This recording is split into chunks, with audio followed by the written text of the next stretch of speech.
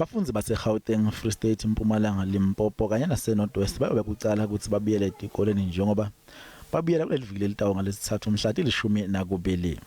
Bafundzi baKwaZulu-Natal, eMpumalanga Kapa, eNtshonalanga Kapa kanye naseNyakatho Kapa bayobuyela etikoleni ngamhla ti-19.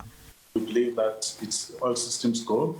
I think what is of utmost importance for us is curriculum coverage. Remember that in 2021, school reopening was postponed until February because of COVID cases.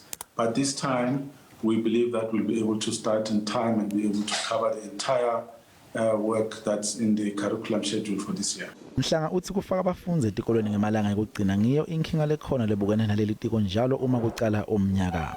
The challenge at this time is unplaced learners, but also those learners who are going to be requesting admission for the first time without prior application due to changes maybe in family circumstances and other reasons. Leli tiko litawusebenzisana nelitiko letempilo ukukhulisa sibalo sebafundzi labagomile ukuthi bakhona kubuyela ngalokuphelele emagumbini ekufundzela. We need as many of our people to get their vaccination because that is going to help us to stabilize the system. But we're happy that the majority of our staff and educators already got their jabs, but now we're focusing on the learners.